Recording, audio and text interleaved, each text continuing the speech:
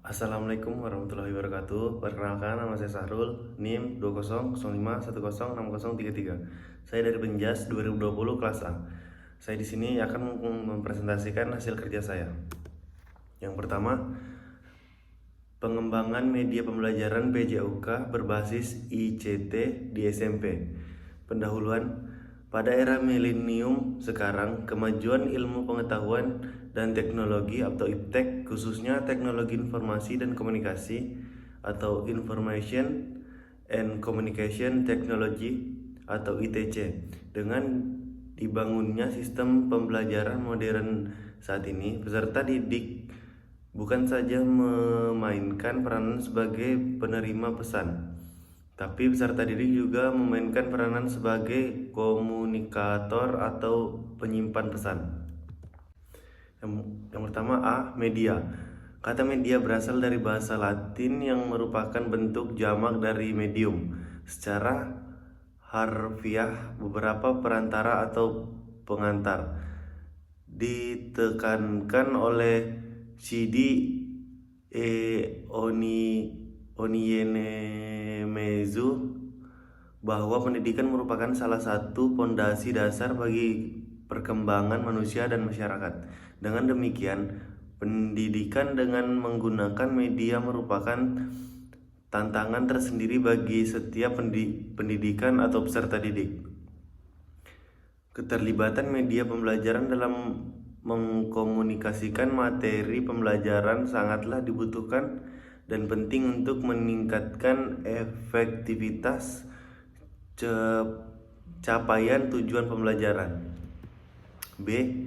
Manfaat media pembelajaran. Yang pertama, media pembelajaran dapat memperjelas penyajian pesan dan informasi sehingga dapat memperlancar proses pembelajaran. 2. Media pembelajaran dapat meningkatkan mengarahkan perhatian siswa sehingga dapat menimbulkan motivasi belajar. 3.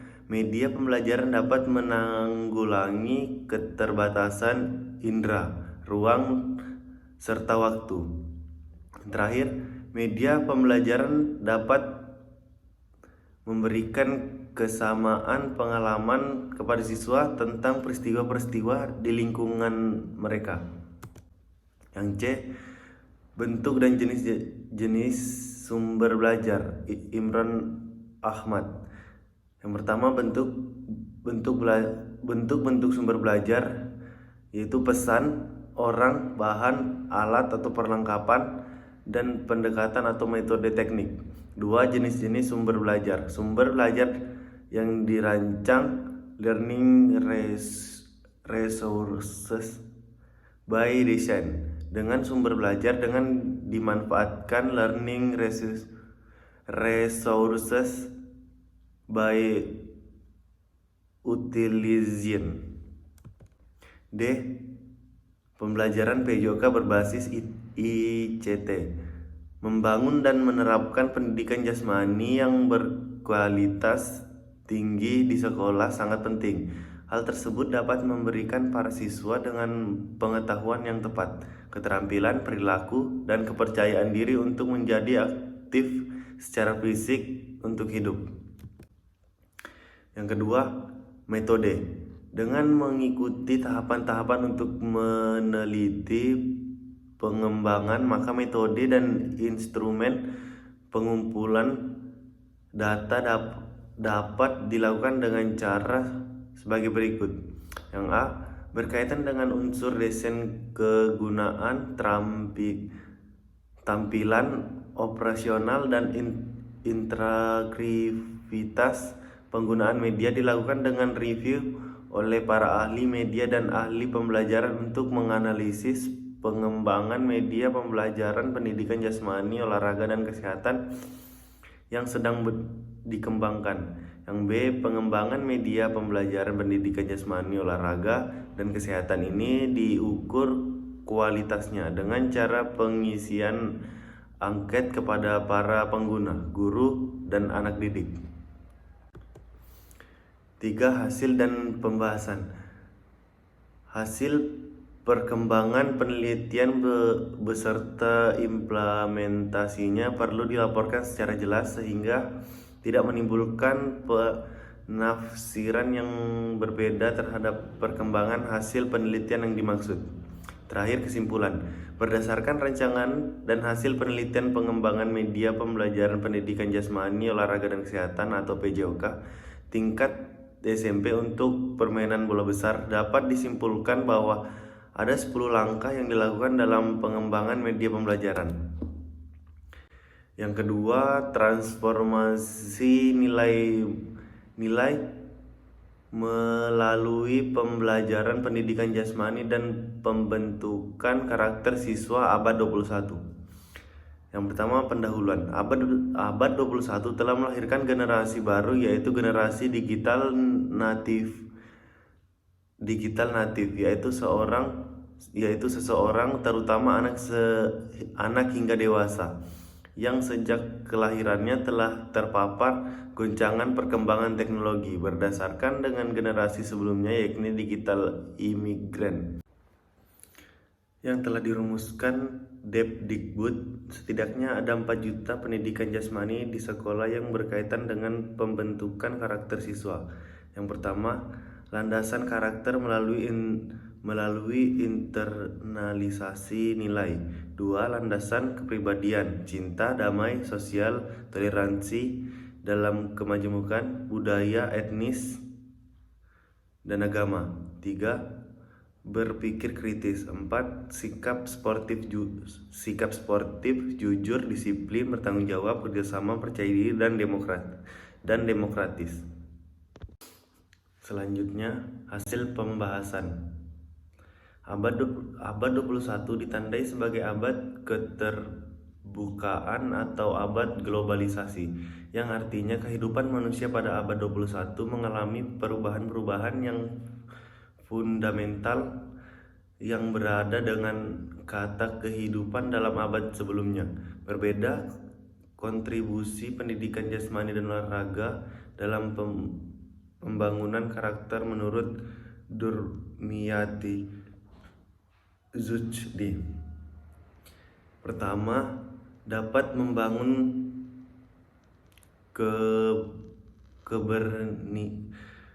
keberanian. 2. Dapat memperkuat keimanan. 3. Dapat memacu sifat bekerja keras. 4. Dapat membangun kemampuan mengendalikan diri. 5. Dapat membangun kerjasama. 6. Dapat mengembangkan sifat adil dan bijaksana. Terakhir, 7. Dapat memupuk tanggung jawab seseorang. Berikut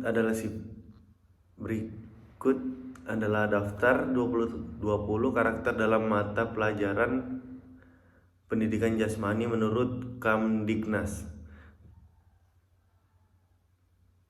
Yang pertama, nilai karakter dalam hubungan dengan Tuhan, religius.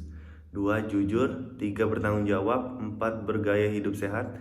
5. Disiplin, kerja keras, percaya diri, berjiwa wirausaha, berpsikologis, kritis, kreatif, dan inovatif, mandiri, ingin tahu, cinta ilmu, sadar akan hak dan kewajiban diri dan orang lain, patuh pada aturan-aturan sosial, menghargai karya dan presentasi orang lain, santun, demokratis, menghargai lingkungan, nasionalis, dan yang terakhir menghargai keberagaman. Simpulannya, proses pembelajaran pendidikan jasmani di sekolah siswa dituntut untuk memiliki karakter yang positif. Contohnya jujur, sikap sportif, disiplin, dan lain-lain. Pendidikan jasmani merupakan sarana sosialisasi berbagai nilai-nilai bagi peserta didik. Menjadi guru pendidikan jasmani, olahraga, dan kesehatan di abad 21. Pertama, pendahuluan. Guru merupakan profesi yang tugas utamanya membelajarkan dan mendidik peserta didik agar memiliki pengetahuan, sikap, dan keterampilan sehingga pada saat nanti berguna bagi nusa dan bangsa. Pembelajaran PJOK merupakan proses pendidikan yang kompleks melalui medium aktivitas fisik yang fokus pada pencapaian seluruh ranah tujuan belajar yang terdiri dari ranah kognitif, afektif, dan psikomotor. Secara simultan dikembangkan dalam sebuah rancangan belajar yang berkualitas. 2. Pembahasan karakteristik pembelajaran PJOK. Keberadaan PJOK telah diakui oleh pemerintah melalui Undang-Undang Republik Indonesia Nomor 20 Tahun 2003 tentang Sistem Pendidikan Nasional, bahwasanya mata pelajaran PJOK wajib diberikan melalui tingkat SD hingga SMA atau SMK dan sederajat. Selanjutnya, karakteristik guru abad 21. Yang pertama, guru di samping sebagai fasilitator juga harus menjadi motivator dan inspirator. Guru mampu mentransformasikan diri dalam era pedagogi singular era atau era digital. Guru harus memiliki kemampuan untuk menulis. Guru harus kreatif dan inovatif dalam mengembangkan metode, strategi, model belajar atau mencari pemecahan masalah-masalah belajar. Guru harus mampu melakukan transformasi kultural. Selanjutnya, karakteristik peserta didik abad 21. Karakteristik peserta didik abad 21 dalam proses pembelajaran berbeda dengan karakteristik peserta didik zaman dahulu. Zaman dahulu, peserta didik praktis hanya memiliki peluang belajar pada lembaga sekolah, tetapi sekarang sumber belajar ada di mana-mana dan bahkan terbawa kemana-mana. Keterampilan abad 21. Yang pertama, keterampilan hidup dan berpikir, live and career skills. 2. Keterampilan belajar dan berinovasi, learning and innovation. Yang ketiga, keterampilan media teknologi dan informasi atau media and technology skill.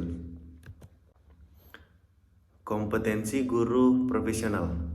Standar kompetensi guru adalah suatu ukuran yang ditetapkan atau dipersyaratkan dalam bentuk penguasaan pengetahuan, sikap, dan perilaku pembuatan bagi seorang guru PJOK agar